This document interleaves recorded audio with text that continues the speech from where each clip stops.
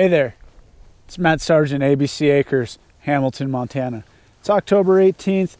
This time of year, a lot of the gardeners I know get kind of down because aside from planting garlic and shallots, really your garden work consists of, bed prep, bed cleanup, and taking care of and sharpening and putting away all your tools. Well, it's one of my favorite times of year because we get to plant, and we get to plant one of my favorite things, and that's trees. What you just saw was a row of mostly plum pits harvested from our plum trees. There are a handful of chestnuts in there. I know it looks like a chestnut, just smaller. Don't worry.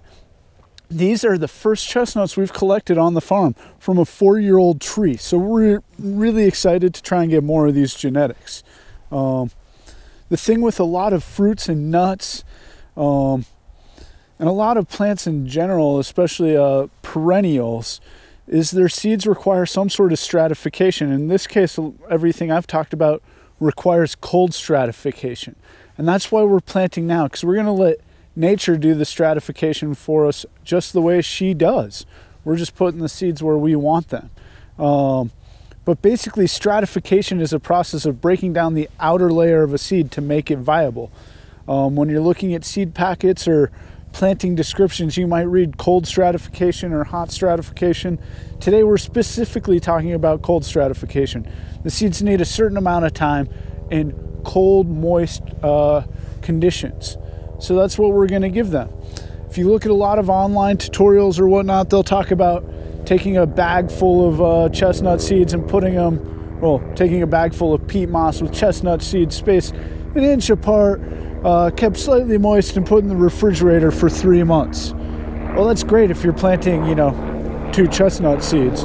But if you're trying to do any sort of quantities of anything, you're going to run out of refrigerator space quick. And I don't know about you, but I'd rather have food and beverages in my refrigerator than seeds. And I know my significant other would definitely prefer that we have food and drink in our refrigerator.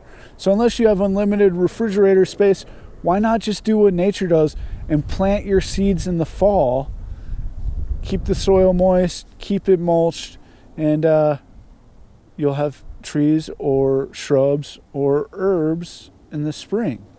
When you look at this row, you'll notice I've planted these really close. I'm not expecting 100% germination. They're about half inch apart.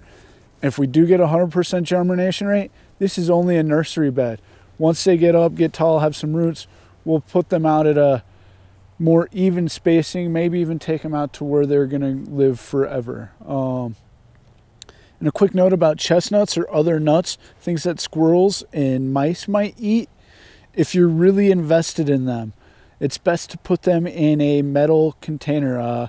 Use hardware cloth, something like that, that can breathe, still access the temperatures that the soil fluctuates through in the winter, but won't let the rodents get in and eat them. We're excited about these genetics, but we've got enough going on that I'm not going to take the time to build a hardware cloth cage to plant these out. And the other downside about that, and I've done it before, is you forget that you had your chestnuts or your acorns or hickories out there, and they start growing and they germinate and they get nice and big and the roots grow through the hardware cloth cage, and you end up losing the tree. So if you do that, don't forget about it. That said, thanks for joining us again. If you have any questions or comments, we always love hearing from you, and we look forward to hearing from what you have going on your farm. Until next time, happy growing.